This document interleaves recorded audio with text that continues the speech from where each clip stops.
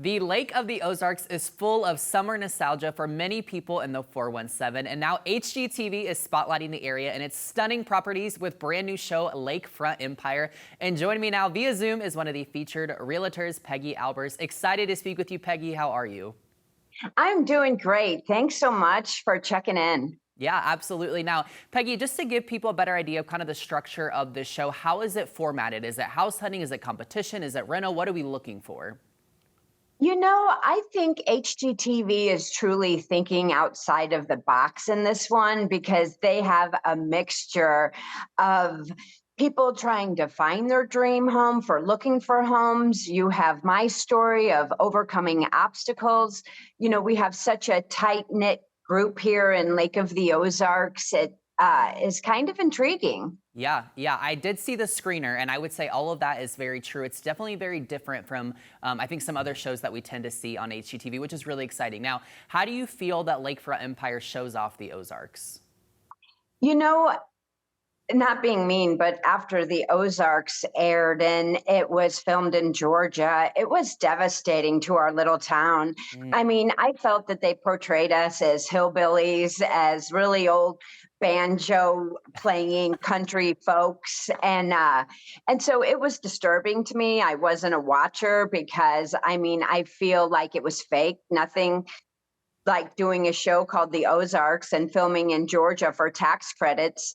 So when HGTV came, they came with the biggest cameras and a crew, and they just didn't stay for a few days. They were here for the summer. And the technicians and the group that they had, they had drones, we had boats, helicopters, bikinis, water bars.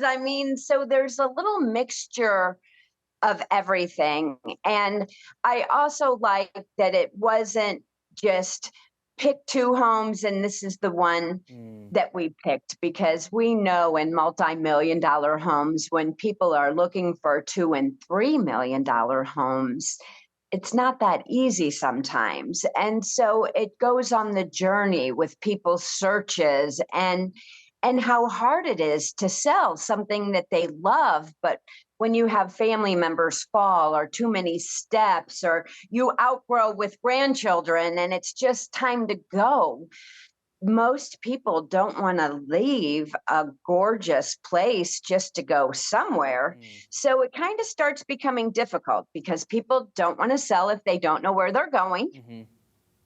And so it's the journeys of different amazing people that have came and created the lake, and my story of coming home and overcoming obstacles and the people who have really touched my life. Yeah, I think that was all beautifully stated there, Peggy. And I do think it's really interesting that on this show, viewers will see, it's not you get a couple options and you buy a home. You guys are genuinely working with these people to get them their dream home on the lake, which is just really kind of nice. Now, what tends to be the top features home buyers are looking for on the lake that you're helping out?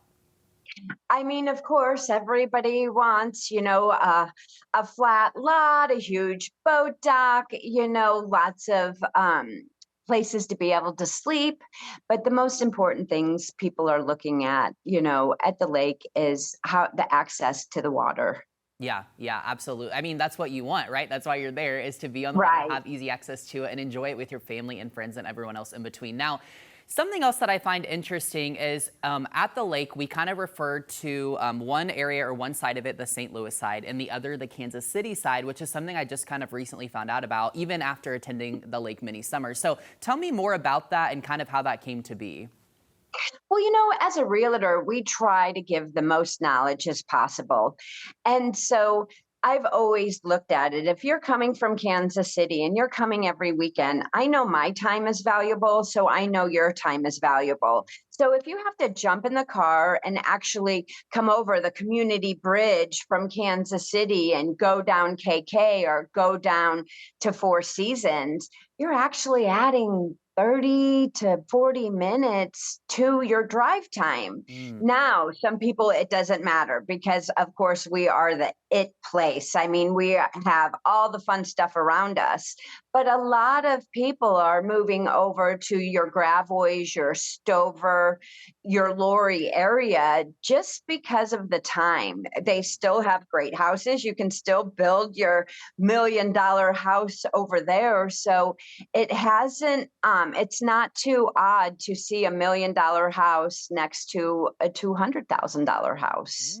Okay, interesting insight there. Now, Peggy, you've teased us a little bit in the last few minutes about overcoming obstacles, overcoming adversity, but you are very open about this in the show. You've had such a journey in life, spending 15 years in prison before becoming a realtor and really kind of making a name for yourself in this industry. So tell me why you chose to be so open about your past on the show, and why do you think that it's important to share?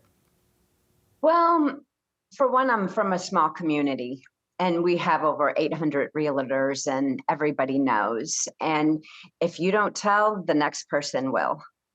And so I was hoping got a point into my life of selling over $250 million and 656 properties, but it seems to always come up. I just lost a big one because I felt that I had reached a time in my life that my numbers speak for myself. Mm, But if I don't tell, somebody else will, and then it becomes a problem. So I have been really open. The experience taught me a lot. Prison actually saved my life. mm. I was not only a drug dealer, I was a drug user. And anytime that you're using, you're just not making the best decisions. Yeah, yeah. Well, let me just say firsthand, congrats on, kind of Thanks. overcoming a lot of that and really making something of your life. It's just incredible to see. Now, in that same vein, I can really appreciate that there's a lot of vulnerability shared on this show with several of the realtors. Topics like drug dealing, as we just spoke about, but also alcoholism and just generally overcoming hardship. So why do you think this is something that kind of maybe sets this specific show apart, or was just in general important for these different realtors to kind of share and showcase? Well, I think growing up at the lake, we only have one road in and one road out. Mm, We just maybe got a bowling alley 10 years ago that we didn't have to drive 20 minutes for, and we only had one movie theater. So, without any culture or anything to do, we made a lot of ruckus as kids. There wasn't too many options. And sometimes it just got the best of us. You know, other people could be casual users and went off to be successful. Um, People, and then of course, like drugs and alcohol does, it gets the best of you, and it takes you down. And I think that people that can talk about it could help others. mm. The recidivism rate in prisons of coming home and making it isn't,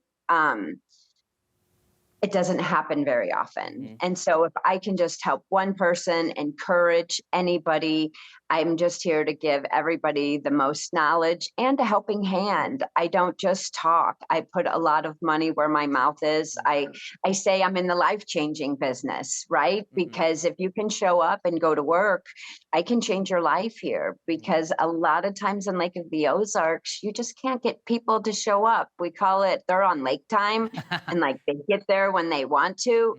Mhm. But just through hard work and sheer grit, I pulled myself up. But through the grace of God, I mean, I excelled. I mean, I did $57 million last year. I mean, I have a $300,000 payroll. I employ a lot of people. I have a lot of businesses, and that's what keeps me clean and sober. I feel like I'm kind of a, I don't want to say a street girl in a real game, but like that's all I do is work and hustle, and I can Right. put things together. And so while people are out having fun, I just work. Yeah, yeah, and I think there's a lot of people that relate to you in that way, and it's beautiful that that's kind of what has kept you up with your sobriety. So thank you for sharing that. Now, my final question, Peggy: what do you hope that the audience or the viewers takes away from watching Lakefront Empire?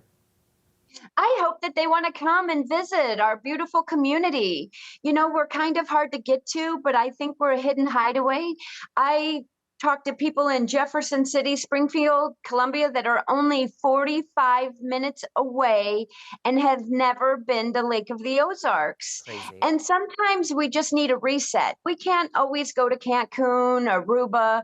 And if you can just get away for a weekend, we have free public beaches, we have parks, it's fun. So just come down and have lunch, check us out, and maybe find a second or third home. Yeah, exactly. You have to come and experience it. And for all of our Springfield viewers, we're only about an hour and a half away if you've never visited. So, Peggy, thank you so much for your time. Thank you for your openness, your vulnerability. It was a pleasure chatting with you. Lakefront Empire premieres Monday, March 11th on HGTV and will be streaming on Max. Do not miss it. We're super excited. Welcome to Lake of the Ozarks.